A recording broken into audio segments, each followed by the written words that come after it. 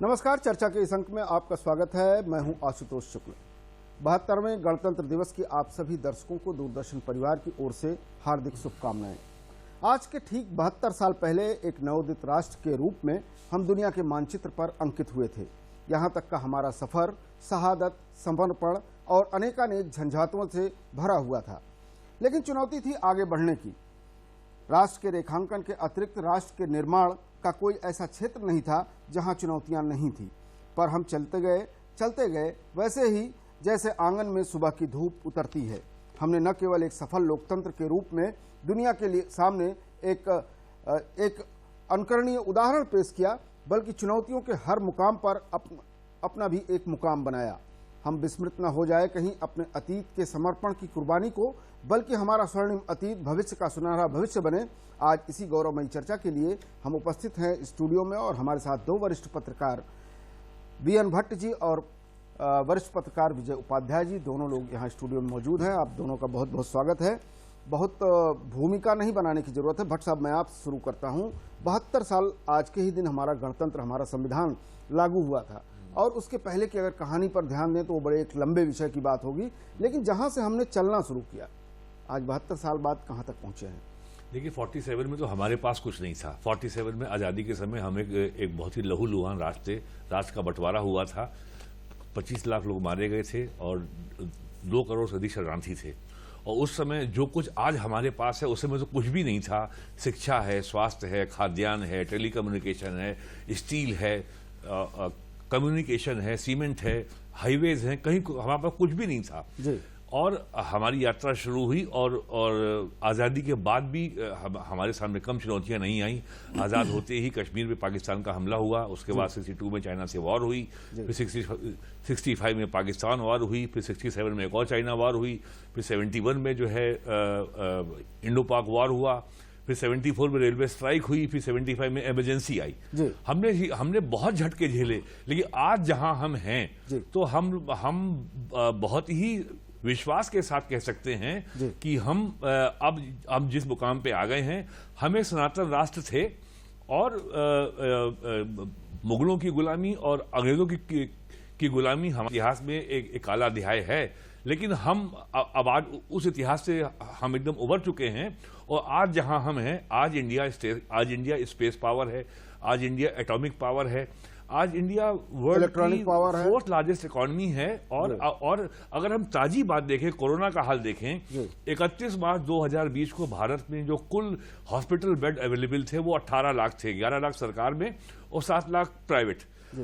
3 महीने के अंदर, उस समय हमारे पास ना सैनिटाइजर था, ना मास्क था, ना टेस्टिंग किट था, ना ही वेंटिलेटर था।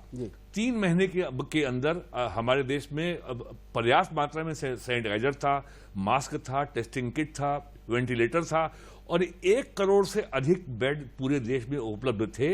ये किसी दल विशेष या पार्टी विशेष या नेता विशेष की बात नहीं है, पूरे देश की ये सामूहिक उपलब्धि है।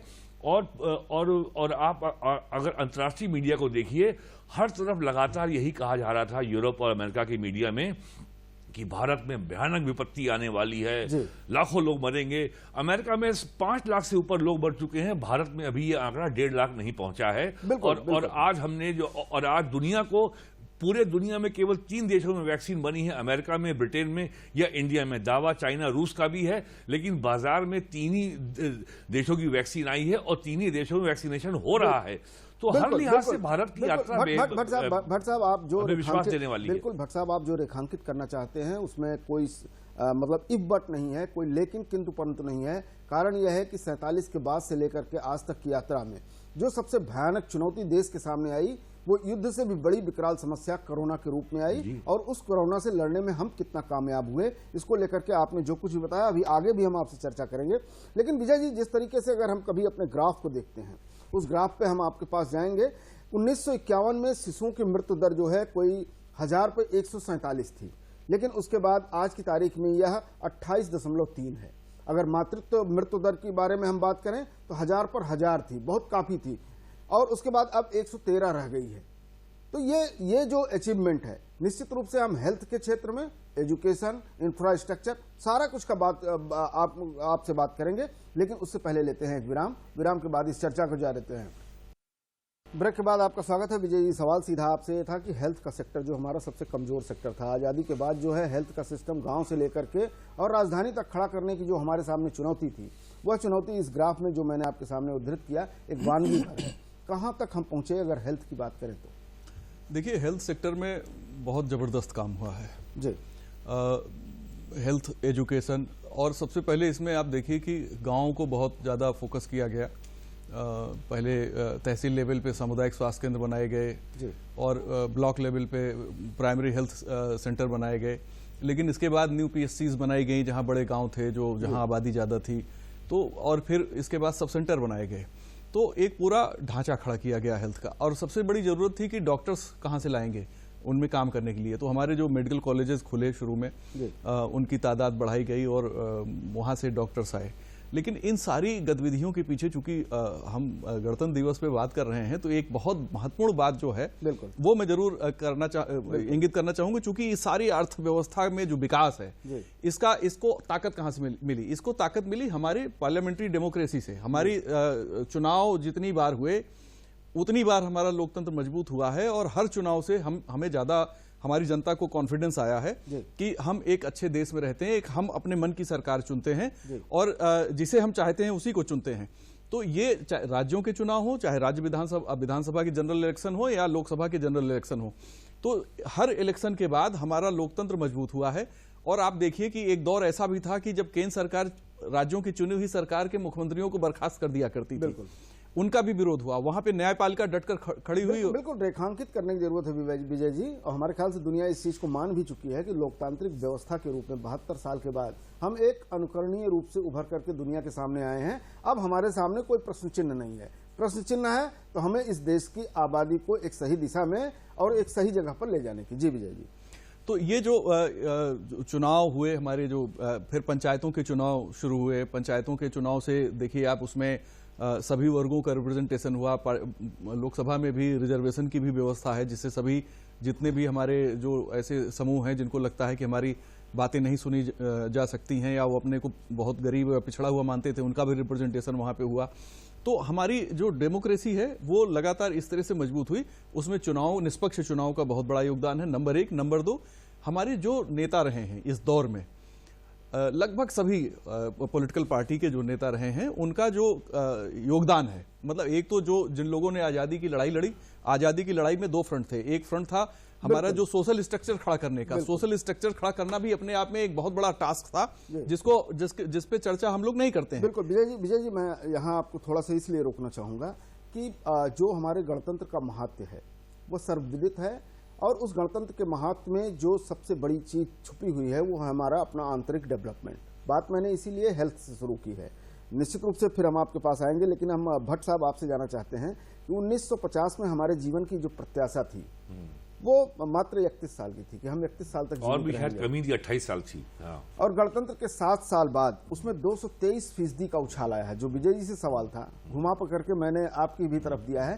कारण यह है कि अगर हमारे जीवन की प्रत्याशा अच्छी रहेगी तो हमारा गणतंत्र अच्छा रहेगा, और गणतंत्र से जुड़ी हुई वो सुविधाएं जो समाज के अंतिम पायदान पर खड़ा व्यक्ति है उसकी भी जो मनोदशा है उसको भी कहीं न कहीं व्यक्त करता है। आपने बहुत रेलेवेंट बात की है। ये कोरोना की महामारी ने सरकार को इस बात को पहली बार ये एहसास दिलाया है कि जन स्वास्थ्य एक ऐसा विषय है जो भारत के आर्थिक विकास से बहुत गहराई से जुड़ा हुआ है।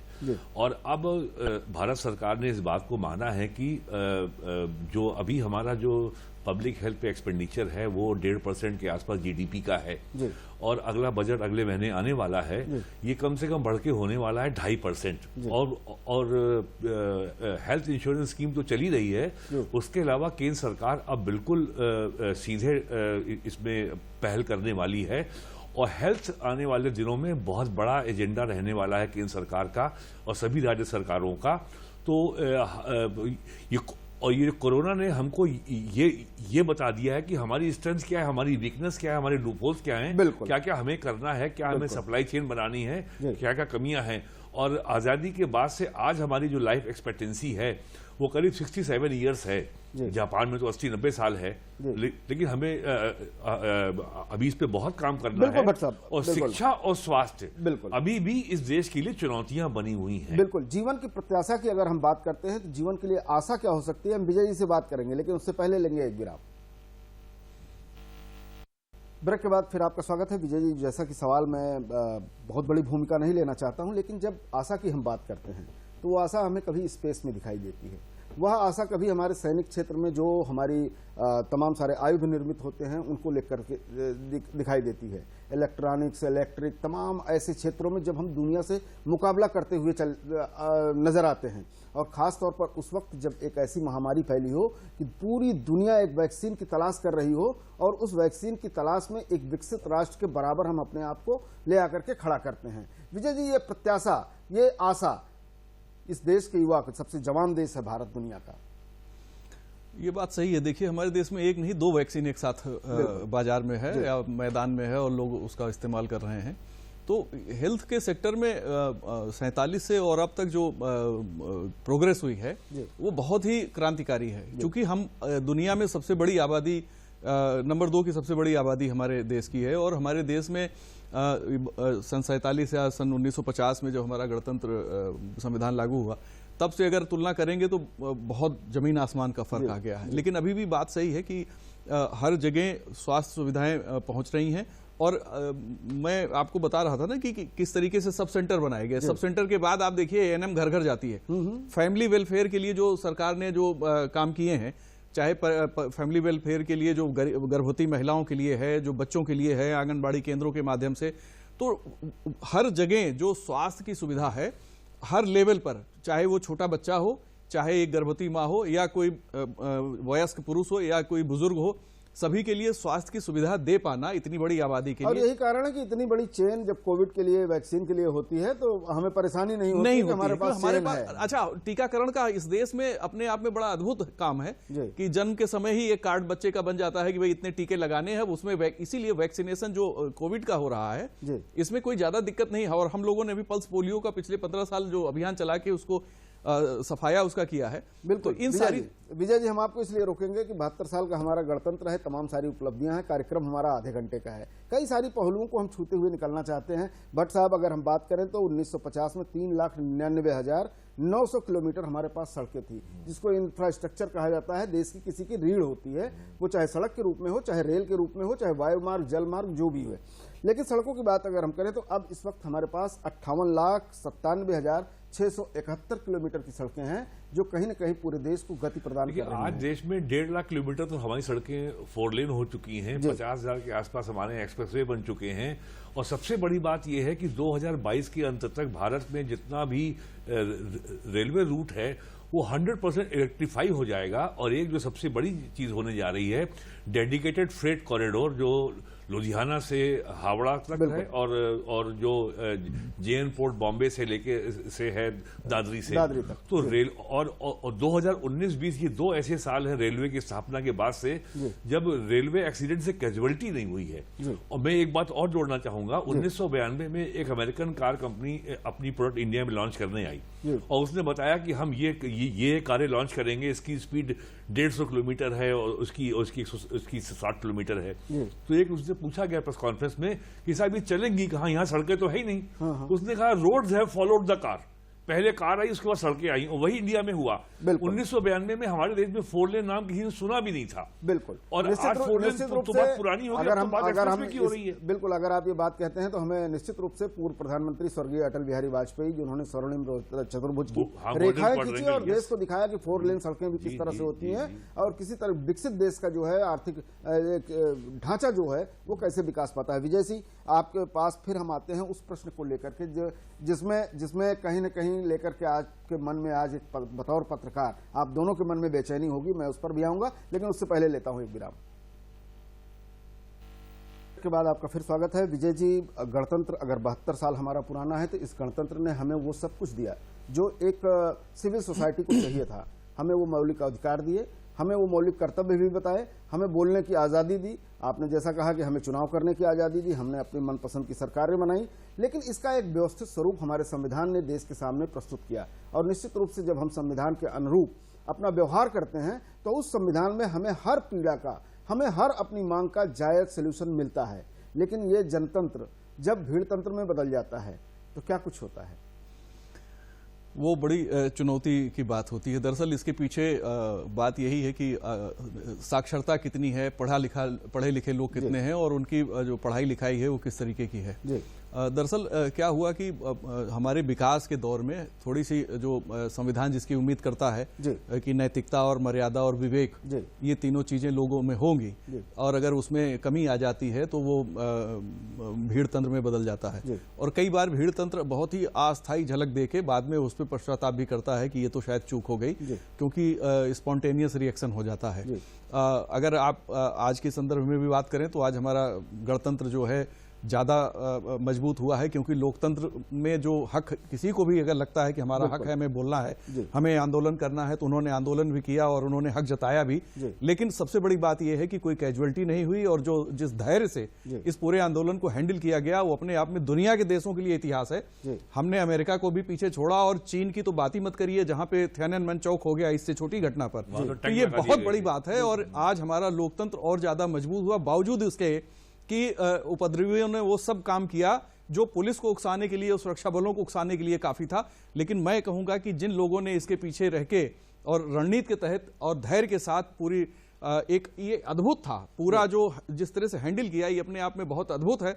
और इसके लिए हमारे लोकतंत्र को मैं सैल्यूट करता हूं कि जनता की जो आकांक्षाएं हैं, भले ही अगर गलत भी की तरफ उनके कदम है तो उनको उनके साथ नरमी का बर्ताव किया गया। बिल्कुल, कहीं न कहीं विजय जी आप ये कह रहे हैं कि हमारा संविधान इतना सशक्त है कि वो हमारे आक्रोश को और उद्दंड आक्रोश को भी कहीं न कहीं अपने में समाहित करने का जो है उसके अंदर जज्बा है, और साथ में उसके अंदर शक्ति है। भट्ट जी, कोई भूमिका नहीं दूंगा, बताएं। देखिए, आर्थिक सुधार का काम भारत में 1991 से चल रहा है, 30 साल हो गए हैं।